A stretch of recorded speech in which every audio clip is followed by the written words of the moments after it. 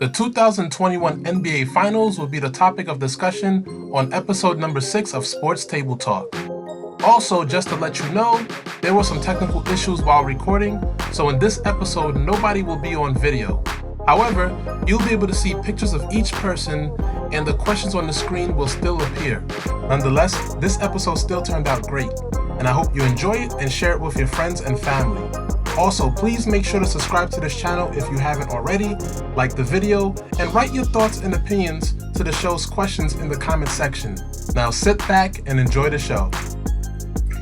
What's up, everybody? Welcome to Sports Table Talk. I'm your host, King Weds.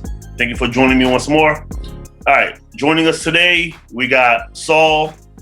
How you doing? And Mo. What's up? Today, we talking NBA Finals. As you guys know by now, Milwaukee Bucks have taken it. Your boy Giannis, baby. Giannis run and jump, man. MVP, won 4 straight after being down 2-0. Black Air Force powers, man. All right, let's talk. First things first. So we're gonna start with you. What do you think about the finals? Like, what did Suns do wrong? What did Milwaukee do right? Give us your overall thoughts on that. We're gonna go Saul, Mo, and then myself. Okay. I'd say generally, I just think that the Bucks just wanted it more. You can see in their tenacity on both ends of the court, even when they weren't doing things right or things weren't going right, the momentum shifted to the Suns, whatever the case may be, they kept their tenacity, especially Giannis. Giannis was tenacious on both ends of the court. I mean, we could debate all the calls the ref made, but ultimately the games were decided by the players. It was nothing that was decided by the refs. The players were outplayed. The Suns were outplayed. They were up 2-0, and I feel like the teams were pretty much even. So there was I don't think any one team was overmatched the other team. I think they both had adequate teams to face off each other. So I think it was a very fair finals. I think that the Suns came out hot the first 2 games, took advantage of their home court. And then I think they kind of let go of the gas, for example. I think game 3 was a big shift because their best player didn't really perform.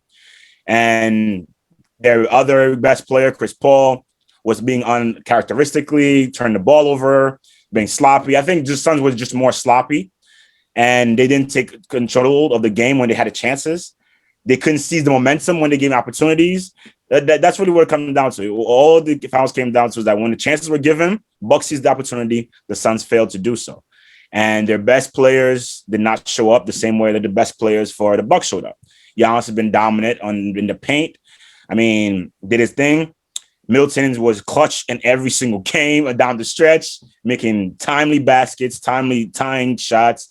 And Jrue Holiday was a monster defensively. Again, every single game, I watched him literally ship the ball from Devin Booker.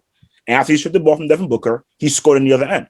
I've watched it happen numerous games back to back. So at the end of the day, ultimately, the Bucks were just more tenacious. They wanted it more, and the results were clear. To lose 4 straight games in the playoffs says a lot more about you than does the team. But I think that the Bucks earned that victory. And Giannis, congratulations to him.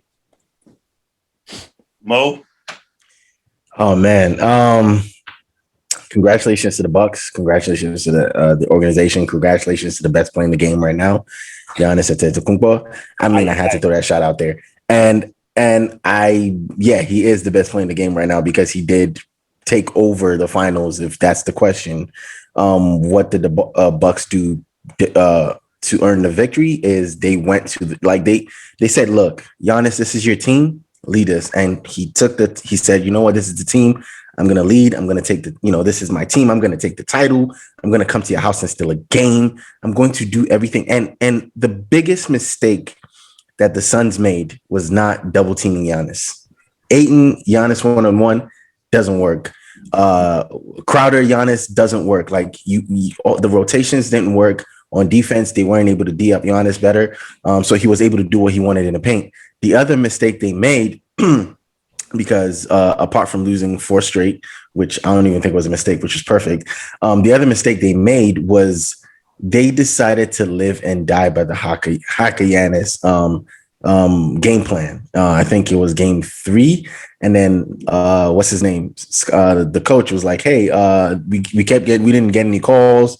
one player was on the free throw line a lot. Why was one player at the free throw line? Because you decided if we foul him, he's not good at free throws. He can't close the game. Giannis said, I don't care about the outside noise. I'm the leader of this team. This is my team. This is my championship to win. It's my championship to lose if I don't make these free throws. And guess what I'm going to do? I'm going to get better on the free throw shooting that they say I can't make. And I'm going to make every free. In game 3, he was lights out on free throw. Last night, lights out on free throws. This is, in my opinion, what makes, again, this is not the point, but this is why they won, because they did what they had to do. When they switched PJ Tucker to Devin Booker, the whole dynamics changed, and Chris Paul did what Chris Paul does in a lot of games and a lot of playoffs, shrinks. And people are going to say, well, Chris Paul is getting old, he's getting up there, but this is very characteristics of Chris Paul. He shows up early and then he disappears. Devin Booker going cold last night. You're the star. That is your team. You don't do that while you're wearing Kobe sixes. Kobe told you to be legendary and you shrunk. But I will agree with you. They wanted it more.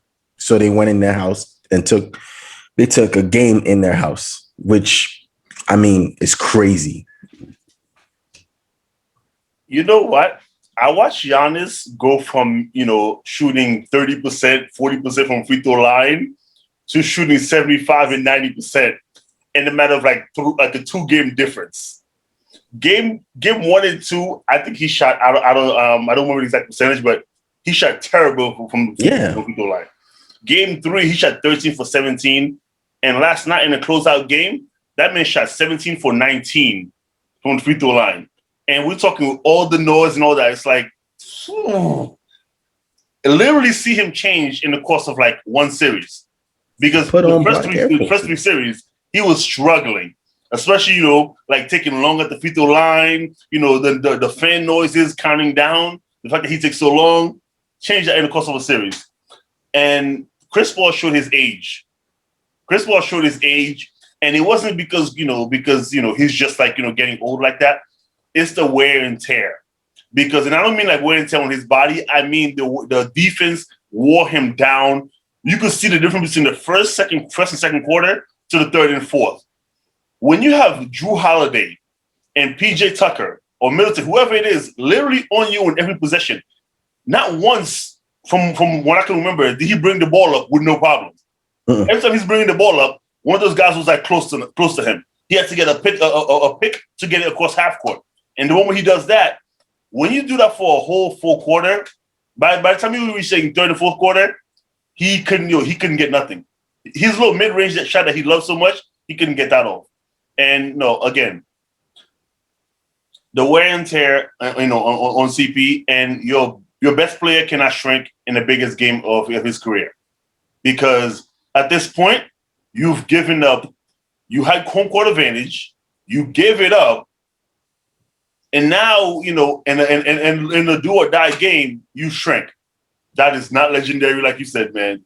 You might as well erase that tattoo for now. But then again, he's young, so, there's time. But no, like you guys said, the Bucks wanted it more. They worked harder, and they never give up.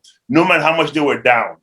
These guys were down 10, 20. No matter what they were down. Game 4? They were out of game 4 in the first half, in the first quarter. Game 5. That was game 5. Game 5. They were out of it. They were down 16 early. And I'm saying that, listen, if you up 16 after the first quarter, if you get outscored by 5 the next 3 quarters, you still win that game. You still win that game if you get outscored by 5 each quarter. They score 20, you score 15. They score 30, you score 25. You still win that game. But they just Milwaukee closed that lead in 5 minutes. They definitely did. Close the lead in 5 minutes. Within 5 minutes, they closed that lead. Gone. There was no more lead. We're bad. We're talking alternate possession here. It's not like they get the ball back every time they score. Every time they score, you get the ball, you get a chance, and they just couldn't, they couldn't do anything. I think last night as well, it was clear that CP3 was missing shots he was supposed to make. There was front rimming. Ayton, the same thing. Ayton couldn't buy a layup. I'm like, bro, you're missing every single layup. Ayton couldn't buy a bucket. That's why they lost. I think what happened to the first 2 games because Ayton was dominating both on the offense and on the boards. I think what happened last night. Since then. what happened last night was Ayton was scared, or he felt very outmatched. Like He's nervous. Giannis, what Nerves. game Shaking. Well, what was it? Game 2 or game 3? 42 points. He 40, 45, 30. Last night 50. You see that night in and night out. I feel like it does something to you, especially if you're the one. 35 and 13, and at 35, 13 and 5 for the finals. Like I feel like it does something to you psychologically. So he shrunk. When you watch, again. Yeah, when you watch that man, go from struggling even at the free throw line to the fact that you can't stop him from doing anything. Everything he wanted, he got. He got everything. That's not even what won the game, though, because we knew Giannis was going to be unstoppable. Giannis been unstoppable. You know what I mean? He's an MVP 2 times for a reason.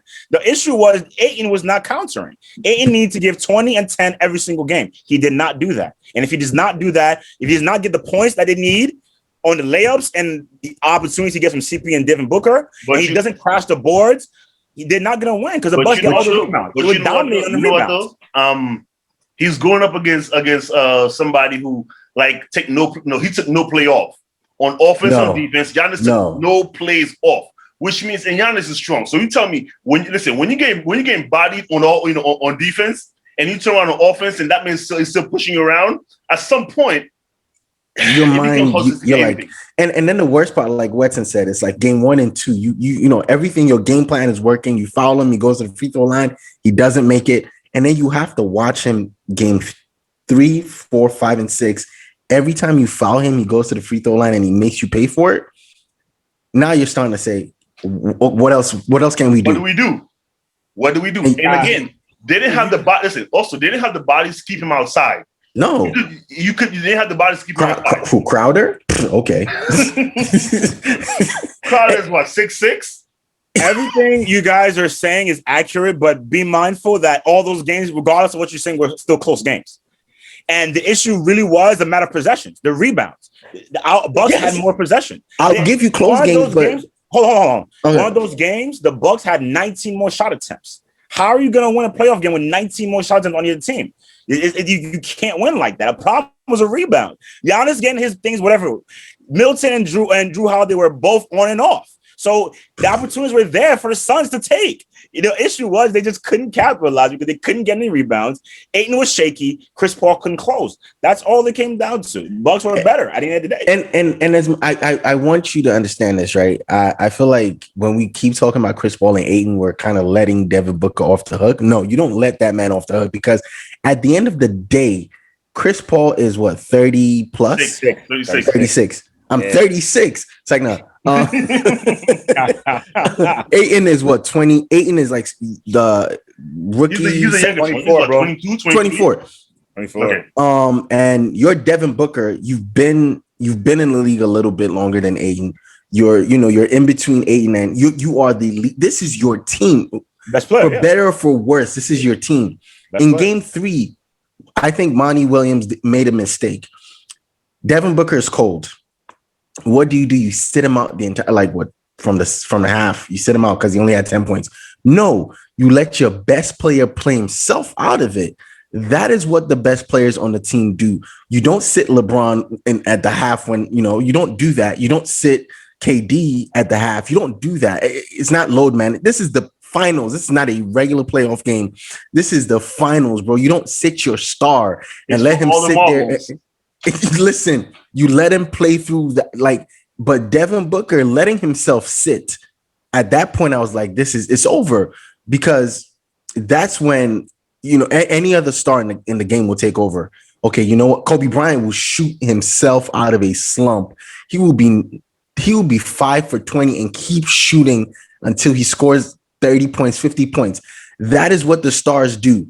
And the other thing I didn't like what Booker was doing, because he's been playing with Chris Paul for so much, he's looking at the ref. Every time he drives the ball, he's looking at the ref, or he's extending the arm. He's trying to get that foul. No, bro, go in, get the point. If you get a foul, you get a foul. Don't look at the ref. He started looking to the ref for help. Stop that, man. You're the star. And then you drop 40 in game 4. Yeah, your team doesn't win, but you don't go cold the next game. You understand what I'm saying? Like, as well in game 5. So yeah. Oh, my Yeah. bad. All right. So, all right. Now that we're talking, all right. So, something that's been on the news, well, not the news, but online, and I've avoided ESPN, Fox Sports. I've avoided all them all day. I haven't watched any of those, to be So honest. you know where this is going. Mhm. Everybody and their mother is on social media. The Bucks did it the right way. They did it the right way, the right way, the right way. Okay, so here's a question. So I'm gonna start with you. Do you think a championship is more valuable, or you appreciate it more based on whether you did it by building a super team like they say, or by doing it the right way, so to say, like with Giannis and all that? Do you think it makes a difference, or also like there you go, that's the question. Do you think it makes a difference whether you did it the right way, so to speak, or you went and made your life easier by getting couple of other guys to help you out? Sorry to interrupt. Just wanted to remind you, if you haven't done so already, to please subscribe to this channel and also hit the bell notification so you could be notified of future episodes. Also, make sure you like this video, comment your thoughts below, and share this video with your friends and family. Thank you so much. Now back to the episode. Okay, I think this is a very loaded question. So let me say this. To say a right way and wrong way seems very subjective. So I'm not sure I can even tap into rights and wrongs about that. But I will say this, though.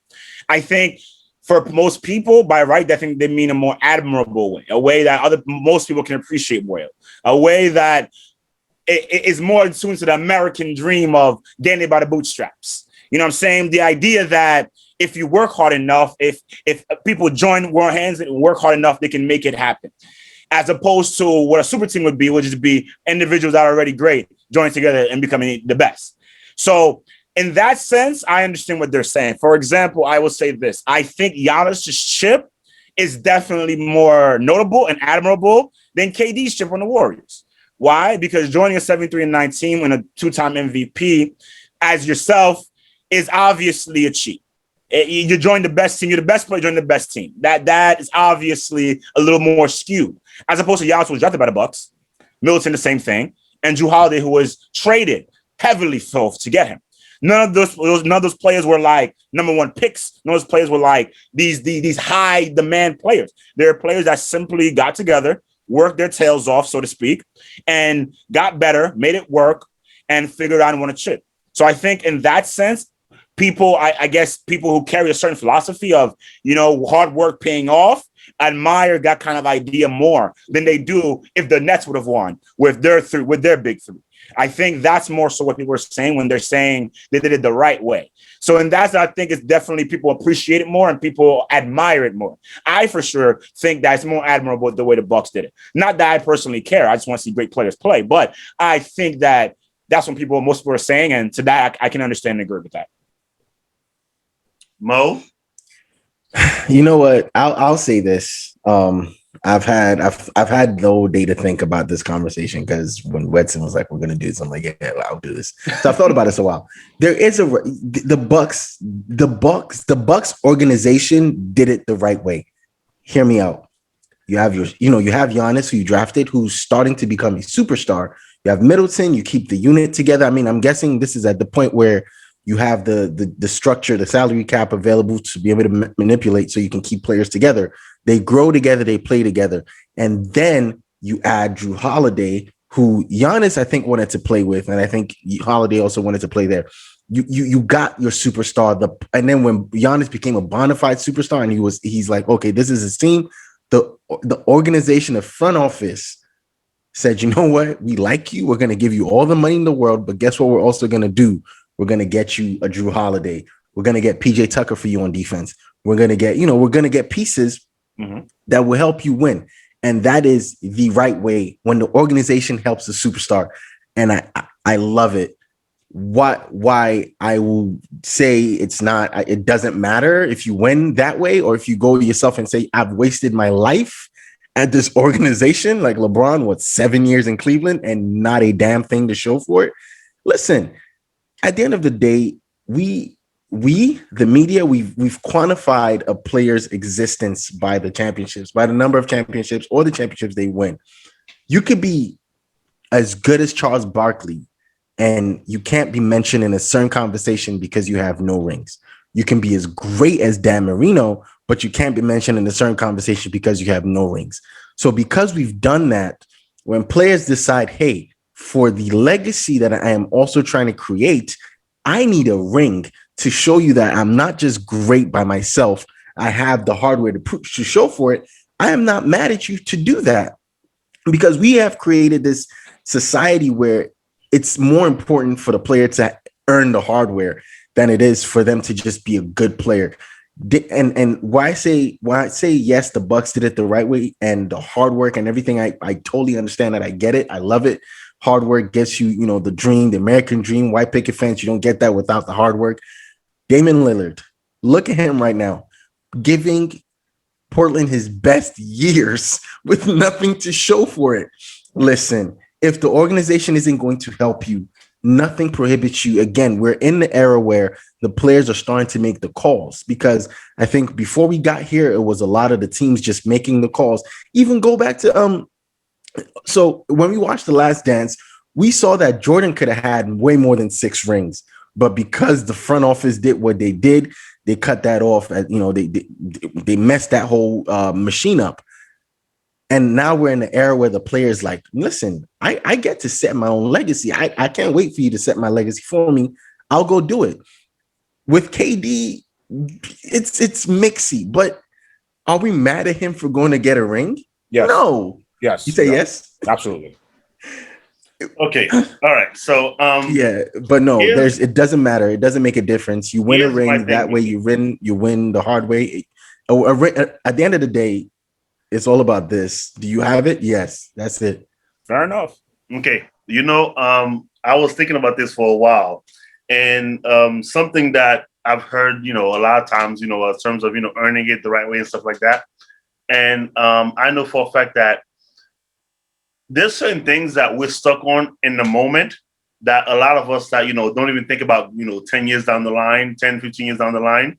For example, when we talk about LeBron's 2007 run to the finals, we talk about the fact that, man, that man took a bunch of scrubs to the finals, with nobody on his team. We did that.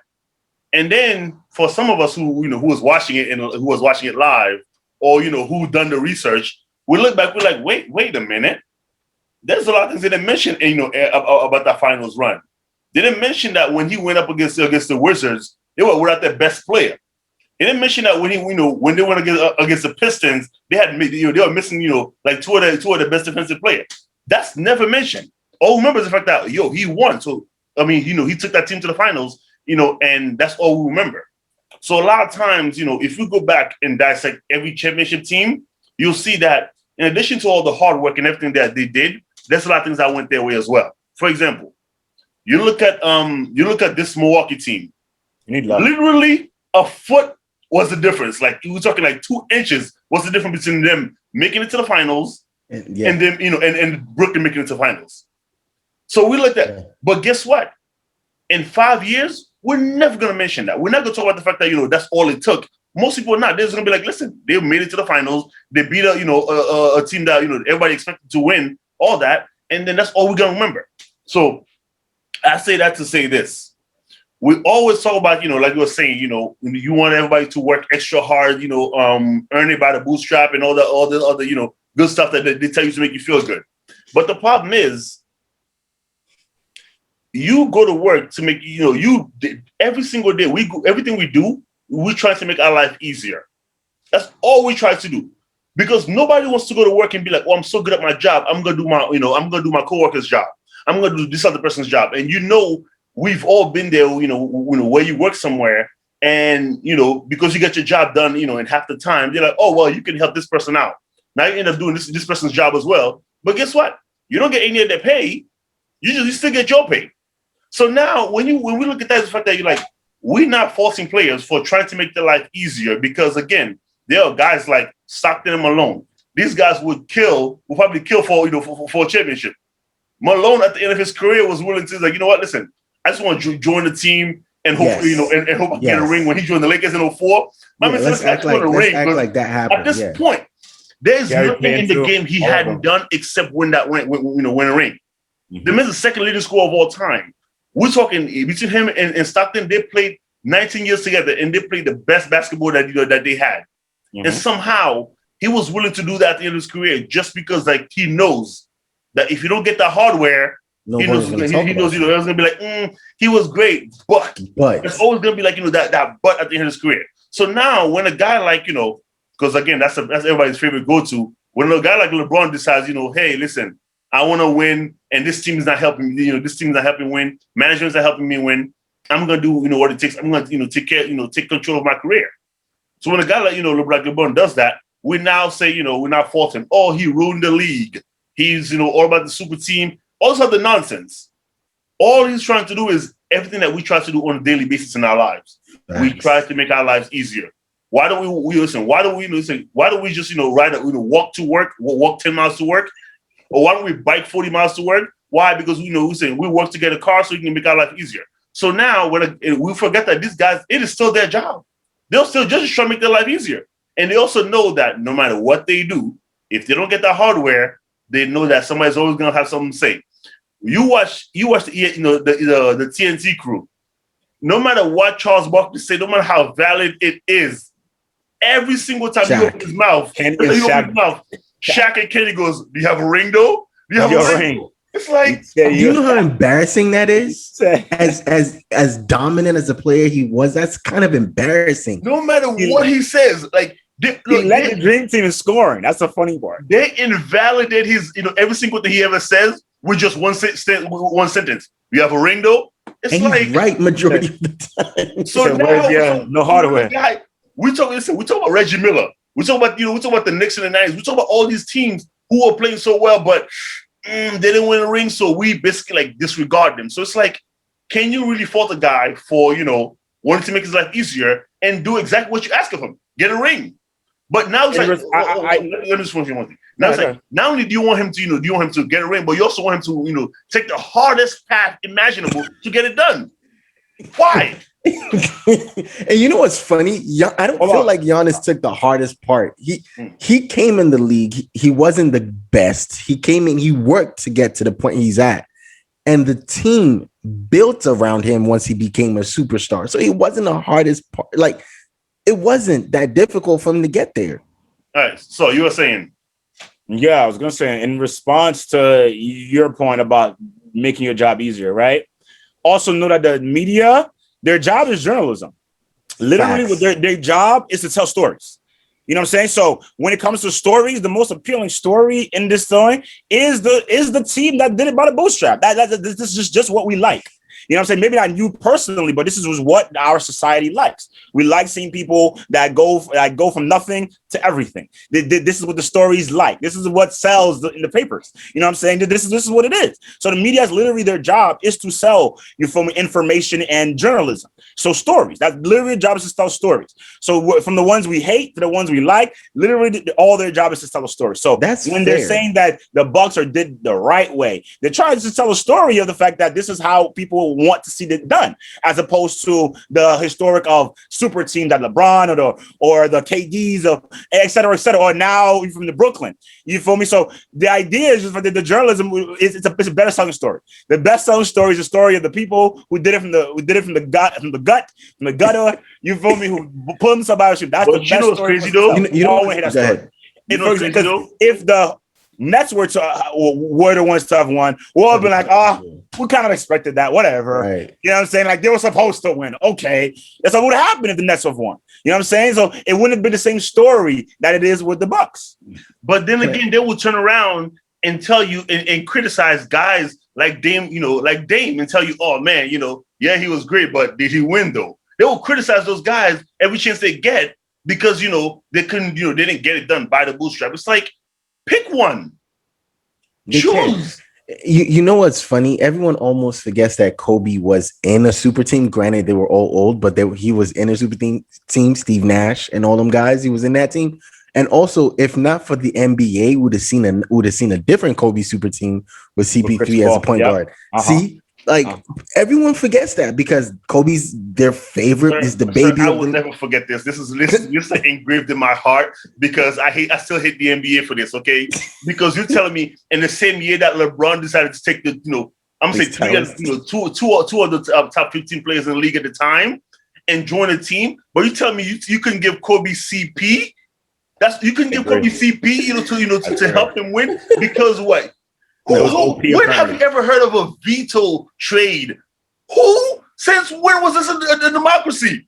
Hey, would you guys cut this trade? No. Didn't the league own the Clippers at the time? What happened? I'm sorry, no, not the Clippers. No, I'm thinking about a different situation. My bad.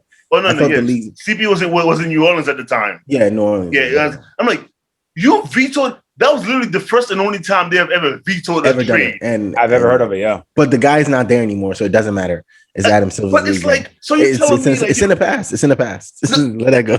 Not for me. It's not in the past. Not for me. Not for me.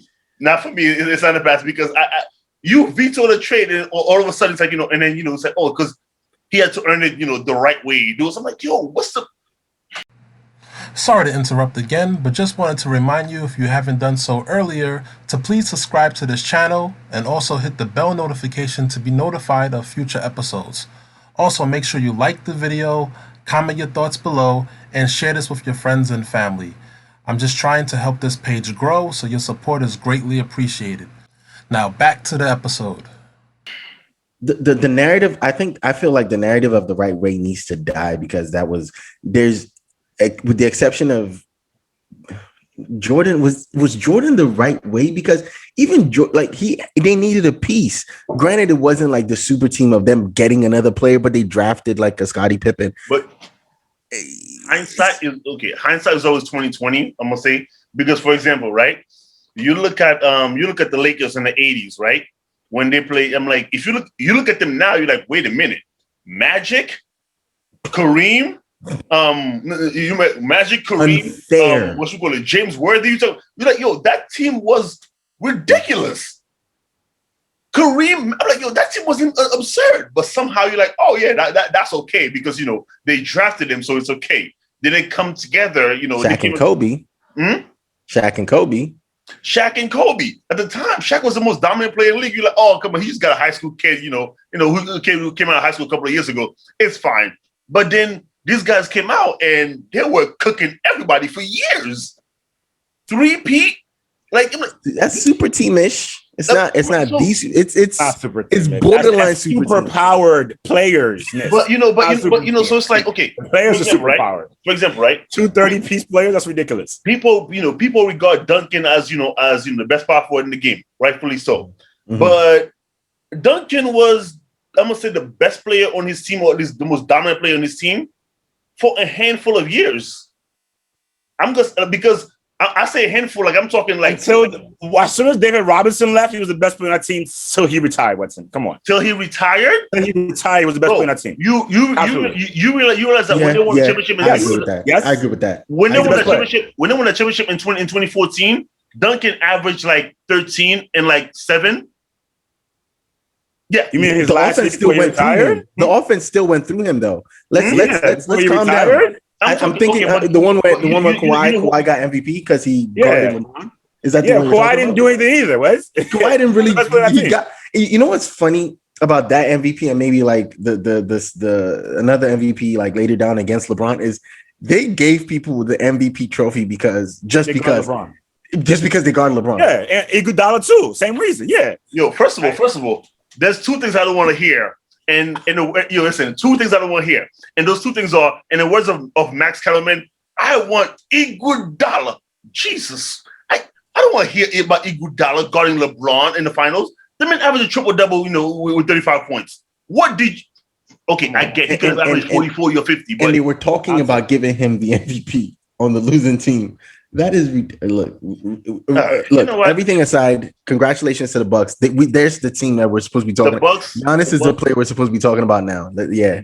No, you know what? Giannis did it the right way. Best player in the game. But listen, he earned it. He was dominant. He did everything he was supposed to do. On that. And he did what he was supposed to do. So I have no quarrel. The reason I can say Giannis is the best player that I've seen because again, as Wedson pointed out, in a series, in a playoff series, or in a couple playoff series, we saw a player struggle and then become like the Terminator by the end of it. One series, in the term of one series, from game 1 and 2 to game 3, 4, 5, and 6. Give me another player who went. He was a different player. Cold to Terminator. So again, the Bucks earned this. Guys, he made free throws. He was supposed to make those free throws. He's an NBA player. Again. Let's really not, please. Those are free throws. Let's really not, guys. Come on, bro. You don't score damn near 50 points. I'm not giving him credit for making free throws as he's supposed to be making. He's the best player. He lives on the line. That's his job. Are you kidding me? Come on. Let's not do this, guys. Come on. He deserved the game. He deserved the win. 50 pieces, nice. He's great. But to say that he did all this because of free throws he's supposed to make, let's not, bro. Because, for example, if Steph Curry did that, you're like, oh, yeah, another day for Steph Curry. Because it's Steph Curry, and that's what he does. Giannis doesn't make free throws. Shaq played his entire life not being able to make free throws. Till this day, Shaq can't make a free throw. That's his job. I'm not excusing him for that. I'm saying though, guess what? That's my problem. That's neither here nor there. Whether or not he makes his free throws, neither here nor there. That's his job to be making free throws. He doesn't do it. That's his problem. If he does do it, he's supposed to. Like, I don't understand what we're talking about. The winning, the MVP. I agree with him. We're talking about those for praise, but free throws? Come on, free throws.